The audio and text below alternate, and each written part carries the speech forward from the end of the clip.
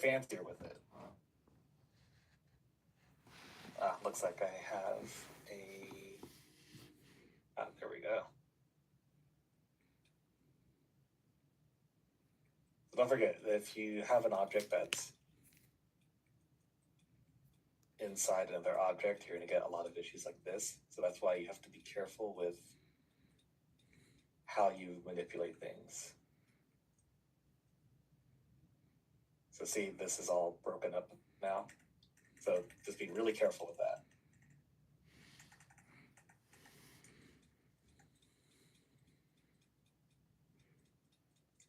Just selecting this.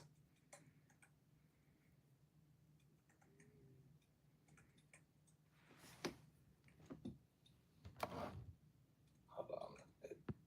There we go. Okay. So yeah. There's also a few ways you can snap things to each other, but for now, this is more than enough to get started.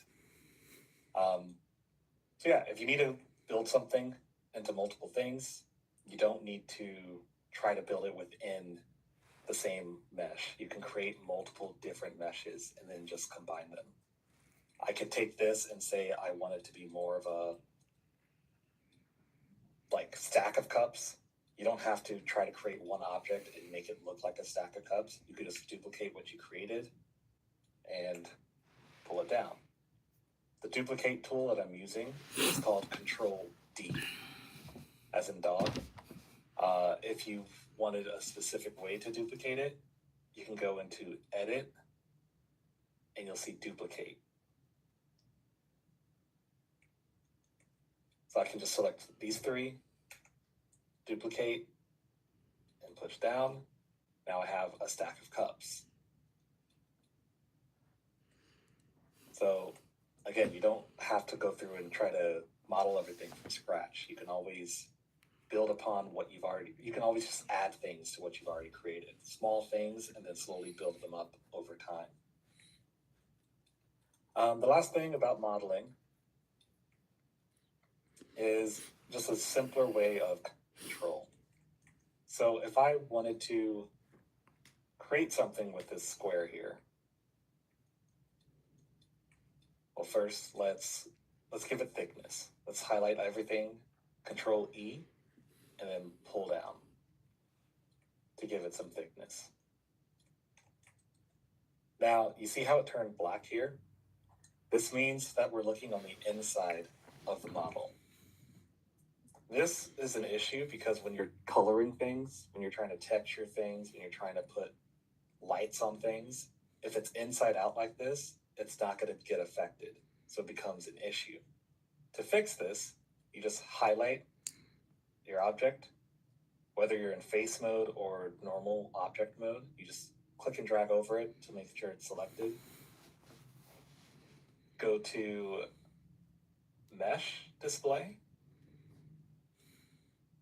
and click Reverse. And now it's back to its to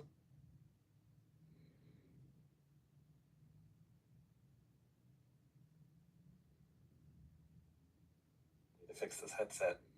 But again, it's selecting your object, going to Mesh Display, and hitting Reverse. So we'll grab this one here as well, push it down.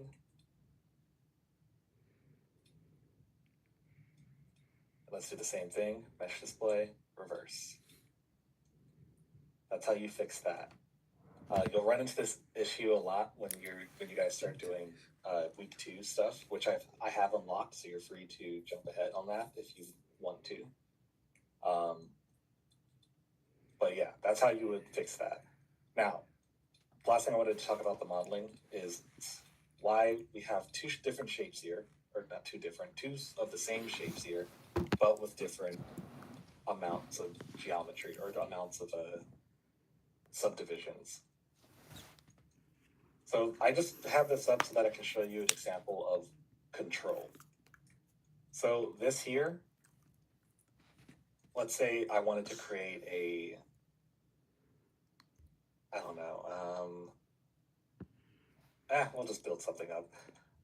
Let's say I wanted to build this up into something, whatever specific, or an S. Let's say I wanted to make an S or a T or some sort of random object.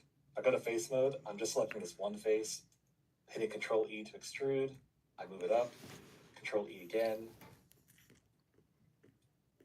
move it out this way, Control E, move it up, Control E, move it up this way, and Control E. So let's say this is what I wanted. It's very simple. It's more than enough of what I need for this shape. If I want to add more detail, I can go in and say, oh, hey, I actually want this part to come outward. So I'll extrude, and it comes outward. Now I could do something like this, where I duplicate it, I rotate it around by 300 or 180 degrees, and move it here and connect the two. Let's say I take it, duplicate those,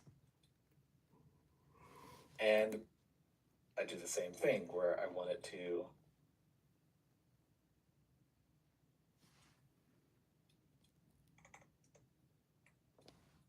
let's do -90 for this one.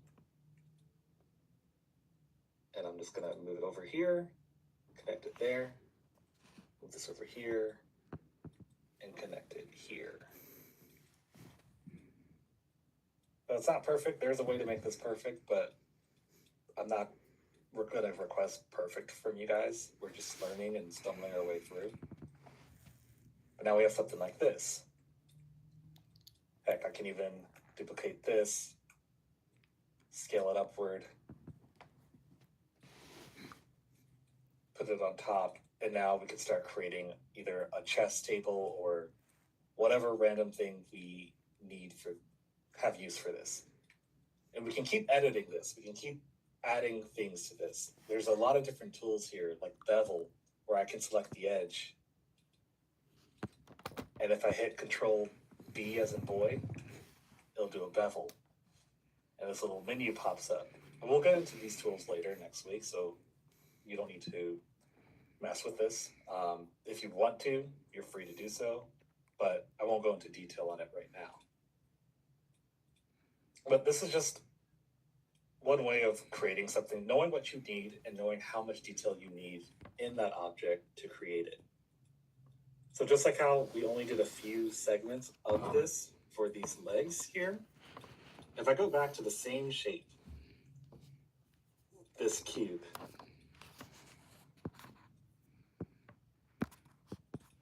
and I try to do the exact same thing,